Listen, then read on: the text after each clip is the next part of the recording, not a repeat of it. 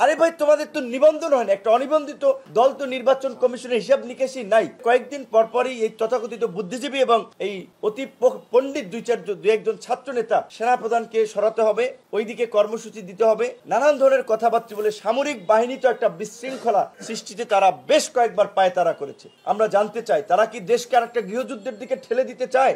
গতকাল কি সেনাপ্রধান স্পষ্ট বক্তব্য দিয়েছেন, আমরা তাকে ধন্যবাদ জানাই। এই যে ঢাকা উত্তরের সিটি কর্পোরেশনের প্রশাসক পদে ইশরাক হোসেনকে আদালত ডিরেকশন দিয়েছে, দক্ষিণের মেয়র পদে আদালত তাকে ডিরেকশন দিয়েছে, কিন্তু আপনারা লক্ষ্য করেছেন সেখানে এই এনসিপির উপদেষ্টা জনাব আসিফ মাহমুদ তিনি সেটার বিরুদ্ধে, তিনি তাকে বসতে দিতে চাচ্ছেন না বা শপথ পড়াতে চাচ্ছেন না। শেষ পর্যন্ত তারা আবার কোর্টে রিট করিয়েছেন এবং ইশরাক হোসেনের সমর্থকরা নগর ভবন থেকে শুরু করে এখন কাকরাইল যমুনার বিভিন্ন জায়গায় আন্দোলন করছে। তো এই আন্দোলনের দিকে ঠেলে দিল কে? সরকার। কারণ উপদেষ্টা সে পিচ্চি হোক আর বড় হোক, গ্রাজুয়েট হোক আর আন্ডার গ্রাজুয়েট হোক, সে তো উপদেষ্টা, নাবালক হোক আর সাবালক হোক, সে তো উপদেষ্টা। এখন সেই তো এই ক্রাইসিসটা তৈরি করলো। এই যে আজকে এখন একটা দলকে জনগণের মাঝে দেখানো হচ্ছে যে তারা জনদুর্ভোগ তৈরি করে মেয়র পদে বসতে কর্মসূচি পালন করছে। এই পরিস্থিতিটা তো সরকার এবং উপদেষ্টা তৈরি করলো। এই রকমের ব্যক্তিগতভাবে যাদের বিদ্বেষ রয়েছে তারা তো উপদেষ্টা পদে থাকতে পারে না। বিপরীত দিকে আমরা যদি দেখি ঢাকা মহানগর উত্তরের ক্ষেত্রে সিটি কর্পোরেশনে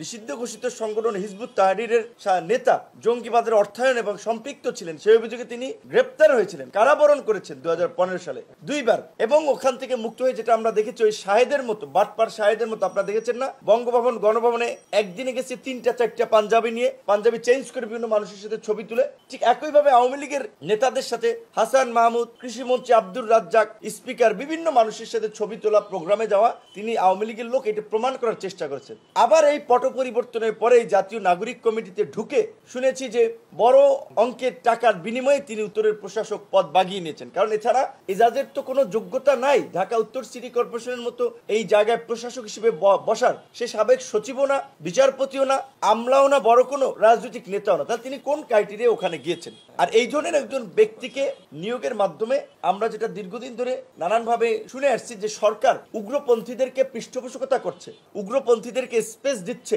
তো এটাই তো প্রমাণিত হয় তাহলে এজাজের নিয়োগের মাধ্যমে। এই জায়গা থেকে আমরা খুব উদ্বিগ্ন যে সরকার এরকম আরো বিভিন্ন পর্যায়ে এরকম উগ্রপন্থীদের এই নিষিদ্ধ কার্যক্রমের সাথে জড়িতদেরকে কোথায় কোথায় বসিয়েছে। যেই কারণে আমরা বলেছি যে এই উত্তরের প্রশাসক নিয়োগ থেকে শুরু করে, যেহেতু একেবারেই তাদের রাজনৈতিক দ্বন্দ্ব, রাজনৈতিক স্বার্থের বিষয়গুলো সামনে এসেছে তাদের কথাবার্তা কাজের মাধ্যমে, সেই কারণে এই 2 ছাত্র উপদেষ্টার পদত্যাগটা সরকারের জন্য খুবই প্রয়োজন, জনগণের মাঝে সরকারের আস্থা ফেরাতে খুবই দরকার। তাই আমরা প্রফেসর ডক্টর মোহাম্মদ ইউনূসকে অনুরোধ জানাবো অনতিবিলম্বে আপনি এই ছাত্র উপদেষ্টাদেরকে অপসারণ করুন এবং সরকারের নিরপেক্ষতা নিশ্চিত করতে যেই প্রশ্নগুলো উঠছে সেগুলোর একটা সুরাহার দিকে আপনাকে যেতে হবে। আজকে যেই নির্বাচন কমিশন সকল দলের সাথে আলোচনা করে নেওয়া হলো, আমরা নাম দিয়েছি, আমাদের সাথে আলোচনা করা হলো, বিএনপির সাথে, জামাতের সাথে, এই ছাত্রদের সাথে, সবার সাথে কিন্তু আলাপ আলোচনা করে আমরা ওনাদের সাথে 2 দফায় কথা বলেছি। অত্যন্ত ভালো মানুষ, তাদের সেই ভীষণ মিশন আমরা দেখতে পাচ্ছি। নির্বাচনী রোডম্যাপ নিয়ে তারা কাজ করছেন অলরেডি। সেখানে এই নির্বাচনকে পেছানোর জন্য একটা ষড়যন্ত্র করছেন, এই নির্বাচন কমিশনের সামনে কর্মসূচি পালন করছেন। আরে ভাই, তোমাদের তো নিবন্ধন হয় না, একটা অনিবন্ধিত দল তো নির্বাচন কমিশনের হিসাব নিকাশই নাই।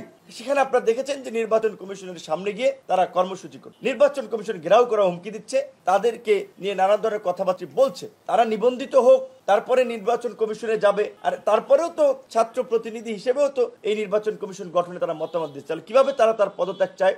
এবং গতকালকে সেনা প্রধান স্পষ্ট বক্তব্য দিয়েছেন, আমরা তাকে ধন্যবাদ জানাই। এই জুলাই গণ অভ্যুত্থান শুরু থেকেই আমরা, বিশেষ করে এই 3 আগস্ট থেকে আমরা দেখেছি জনগণের প্রতি সেনাবাহিনীর একটা ইতিবাচক মনোভাব, এবং সেনাবাহিনী বা সামরিক বাহিনী শেষ পর্যন্ত এই গণ অভ্যুত্থানের সাথে ছিল বিধায়ী কিন্তু আমরা একটা সফল গণ অভ্যুত্থানের মধ্য দিয়ে ফ্যাসিবাদকে উৎখাত করতে চেয়েছি। আজকে কয়েকদিন পরপরই এই তথাকথিত বুদ্ধিজীবী এবং এই অতি পণ্ডিত দুই একজন ছাত্র নেতা সেনাপ্রধানকে সরাতে হবে, ওইদিকে কর্মসূচি দিতে হবে, নানান ধরনের কথাবার্তা বলে সামরিক বাহিনী তো একটা বিশৃঙ্খলা সৃষ্টিতে তারা বেশ কয়েকবার পায়তারা করেছে। এর মধ্যে দিয়ে তারা কি করতে চায় আমরা জানতে চাই। তারা কি দেশকে আর একটা গৃহযুদ্ধের দিকে ঠেলে দিতে চায়?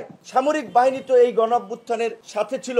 হাসিনা পালিয়ে যাওয়ার পরে এই সেনা প্রধানই তো সব রাজনৈতিক দলগুলোর সাথে আলাপ আলোচনা করে আপনার কিভাবে সংকট নিরসন করা যায় সেই উদ্যোগ নিয়েছিলেন। তাহলে কেন এখন তাকে ভিলেন বানানো হচ্ছে? কেন তাকে বিতর্কিত করা হচ্ছে? এর কারণ সুস্পষ্ট।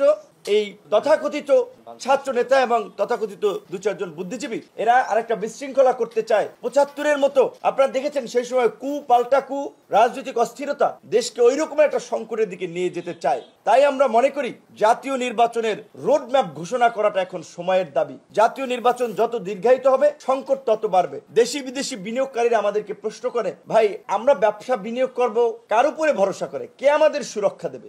এমনকি আমরা দেখতে পেলাম যেখানে এই ফ্যাসিস্ট হাসিনা দেশ বিক্রি করে দেশের স্বাধীনতা সার্বভৌমত্বকে ক্ষুণ্ণ করে তারা আপনার ক্ষমতায় থাকতে চেয়েছিল, তিনি এই বিদেশি প্রতিষ্ঠানকে চট্টগ্রাম বন্দর দেওয়ার উদ্যোগ নিয়েছিলেন। এই সরকারও এসে সেই হাসিনার ব্যবস্থাই চালু রাখলো। হাসিনা খারাপ, হাসিনা ফ্যাসিস্ট, কিন্তু হাসিনার দেওয়া উদ্যোগ আপনারা বজায় রাখতে চান। এই বন্দরকে বিদেশিদের হাতে তুলে দিতে চান, আপনারা মানবিক করিডোর দিতে চান, কোনো আলাপ আলোচনা ছাড়া। সেনাপ্রধান বলেছে, এই জন্য বলছি যে ওনাকে ধন্যবাদ জানাই যে এটা নির্বাচিত সরকার সিদ্ধান্ত নেবে। এবং আমরা এখন বলছি নির্বাচিত সরকারও এই তথাকথিত মানবিক করিডোরের নামে খাল কেটে কুমির আনার সিদ্ধান্ত নিতে পারবে না।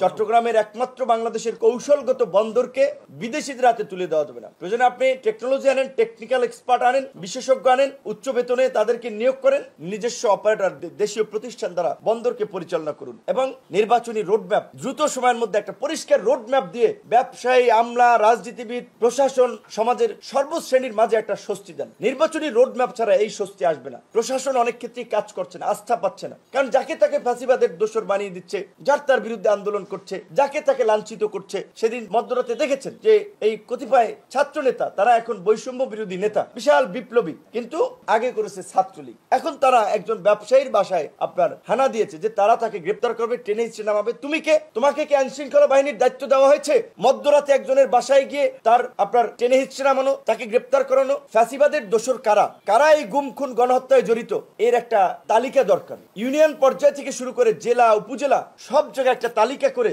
তাদের গ্রেপ্তারের অভিযান পরিচালনা করা দরকার। একটা তালিকা প্রশাসনের কাছে থাকা দরকার। না হলে ওই যে আব্দুল হামিদকে ছেড়ে দিবে, নুসরাত ফারিয়াকে আটক করবে এবং সেইটা সমাজে নানান ধরনের একটা প্রতিক্রিয়া সৃষ্টি করবে, এগুলো দেশের জন্য ভালো না। এগুলো সুখকর কিছু হচ্ছে না। আমরা খুব উদ্বিগ্ন হচ্ছে এই কারণে যে আমরা এত স্যাক্রিফাইস করে লড়াই সংগ্রাম করে এই পট পরিবর্তন করলাম, কিন্তু আমরা এখন দেখতে পাচ্ছি কতিপয় ব্যক্তির জন্য, কিছু মানুষের ক্ষমতার লোভের কারণে আর একটা নৈরাজ্য দেশে তৈরি হতে যাচ্ছে। সেই কারণে আমরা প্রধান উপদেষ্টাকে বলবো, এই নৈরাজ্য থেকে দেশকে আপনি রক্ষা করুন। আপনি একজন সম্মানিত ব্যক্তি, এই সমস্ত পোলাপানগুলো আপনারা অসম্মানিত করবে, আপনাকে অসম্মানের দিকে নিয়ে যাচ্ছে। আপনি তাদেরকে যেই মাথার উপরে তুলে দিচ্ছেন যে ছাত্র আমার নিয়োগকর্তা, আপনি যদি ওই জায়গায় থাকেন তারা আপনাকে ডুবাবে, দেশকেও ডুবাবে, কিন্তু আমরা সেটা হতে দিব না। তাই আমরা পরিষ্কারভাবেই বলছি, আমরা অনতিবিলম্বে নির্বাচনের একটা সুনির্দিষ্ট রোডম্যাপ চাই এবং নির্বাচনী রোডম্যাপের বিষয়ে সরকারের পক্ষ থেকে কোনো সুনির্দিষ্ট দিক নির্দেশনা না আসলে অনতিবিলম্বে আমরা সকল রাজনৈতিক দলগুলোর সাথে আলাপ আলোচনা করে প্রয়োজনে আমরা আবার রাজপথে নামবো নির্বাচনী রোডম্যাপের দাবিতে।